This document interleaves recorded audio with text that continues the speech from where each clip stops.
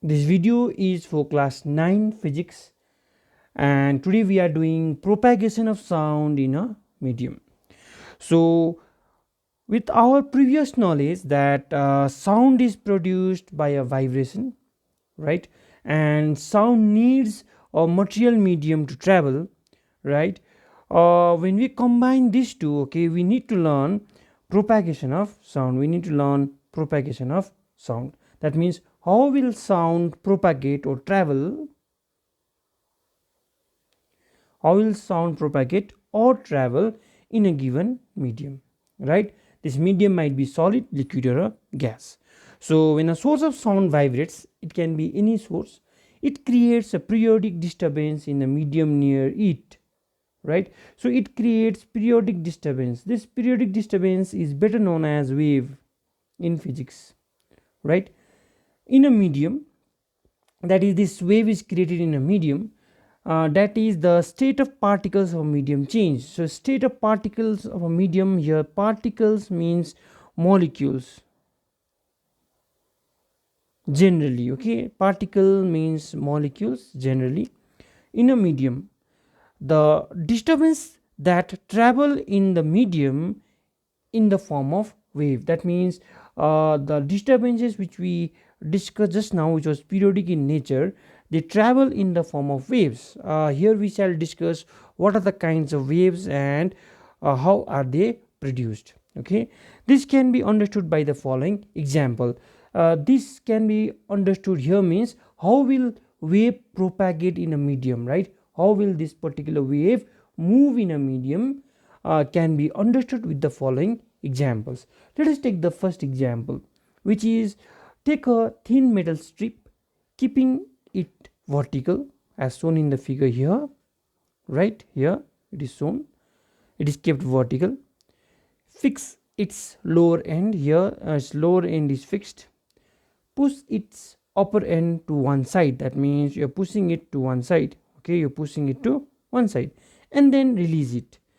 As it vibrates, it moves alternatively to the right side and the left side. Then we can hear the sound. Okay, let us understand how will this sound, okay, travel in the air, right, to reach our ears, okay. So let's see. uh, Here what we have done is, we have kept a metal strip fixed at one end, and these are the black lines are the air layers between the strip and the receiver, okay. The receiver might be any human being or any instrument which can catch the sound, right. So we have a receiver here at this end, okay. So we have divided the air layers for our convenience to understand the formation of waves.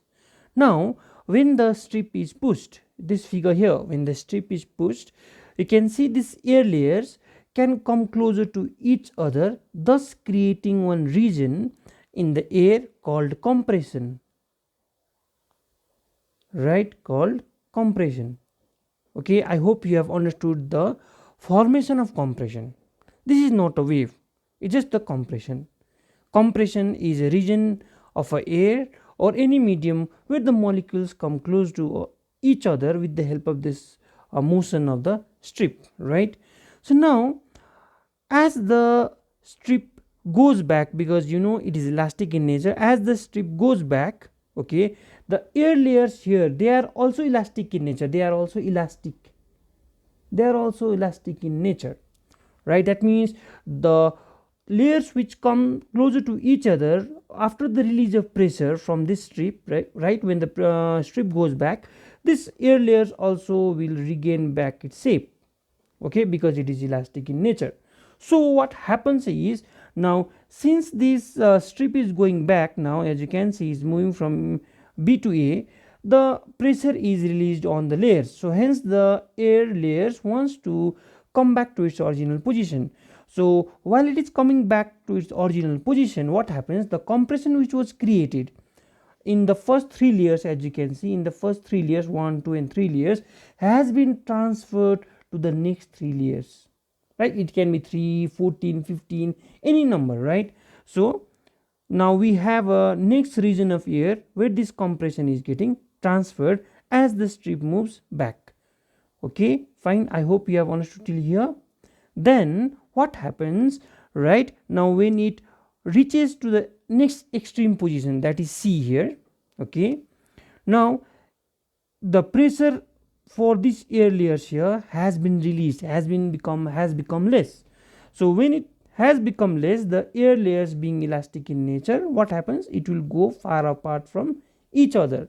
Now as it goes far apart from each other, now what is happening is a region or a space in the air is being created such that the air layers are very far from each other, so the density of the air layer decreases, right. Hence a region created, okay, which is denoted by capital R, known as rarefactions,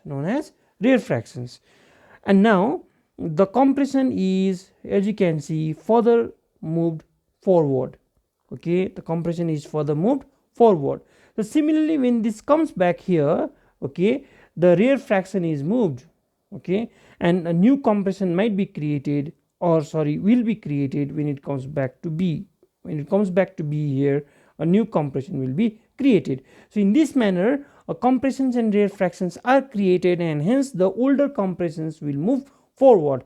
So ultimately what do we see, okay, when it has moved many times, ultimately what we see is, we see many compressions and rarefactions present simultaneously in the air layers.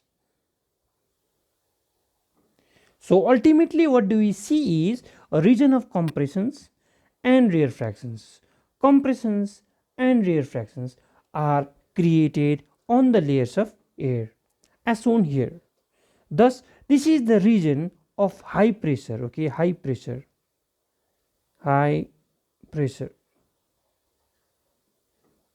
and this is the region here of low pressure. Suppose by chance you are not able to follow this particular, okay, so we have high pressure and we have low pressure region, right. I hope you are understanding, and thus we are having compressions, rarefactions, etc, okay, in the air layers, not etc, sorry, compressions, rarefactions, compressions and rarefactions, and we keep on going. Now this kind of wave, okay, as you can see, the air layers are moving back and forth. For example, when the compressions were formed, the molecules or the air layers were moving in this direction, okay, and when the rarefactions are formed, they are going away from each other, right. And where is the wave propagating? Obviously the wave here comprises of these compressions, rarefactions, and keeps on going. The wave is propagating from a left hand side to the right hand side, whereas the air layers, or I can say the molecules of airs, are vibrating parallel to the direction of the motion, back and forth, right. So this kind of wave, where the particles or the layer of airs or layer of any medium, right, vibrates parallel to the direction of the wave. This is the direction of the wave, right.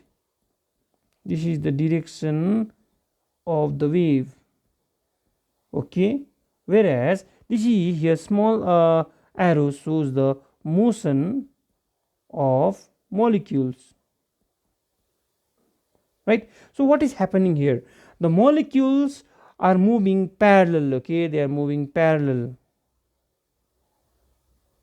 not along the direction but parallel to the direction of the wave, right. So this kind of wave, where the molecules of the medium is moving parallel to the direction of the wave, right, the direction is not going back and forth, okay, the every time the compressions and rarefactions are pushed forward here, right.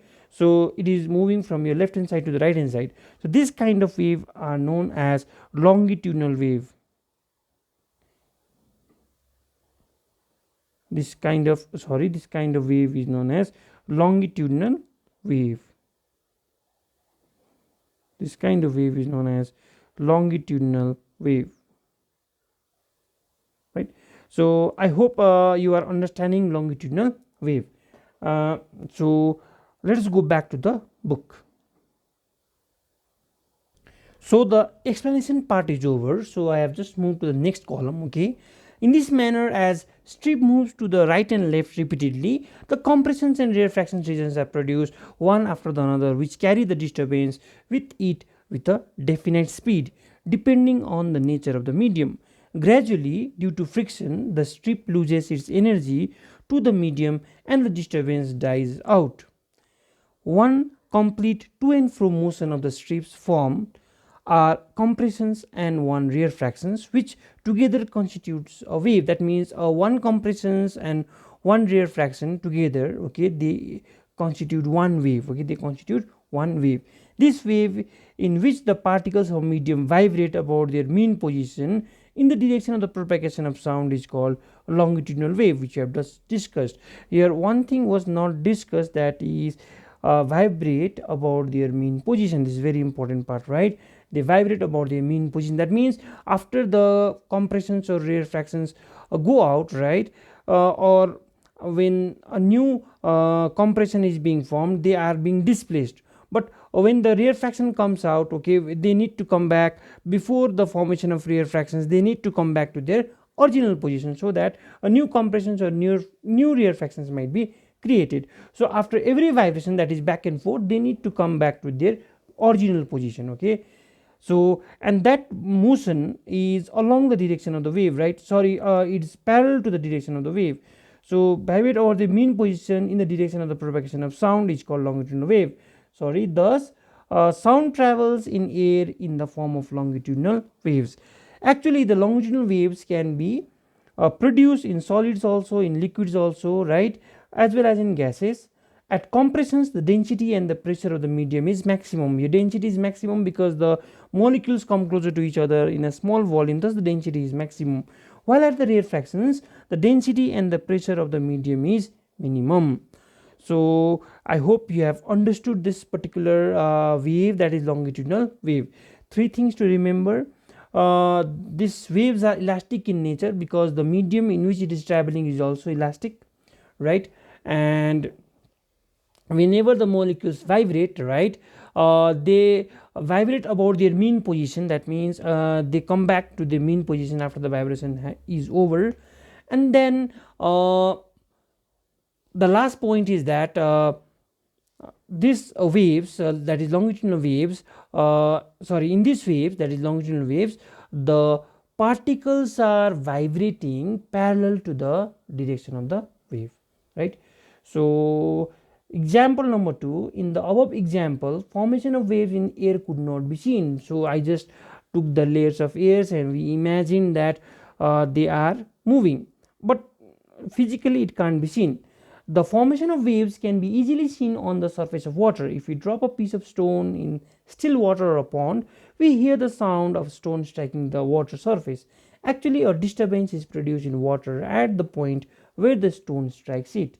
This disturbance spreads in all the directions radially outward in the form of circular waves or ripples on the surface of the water, as shown in figure number 8.6.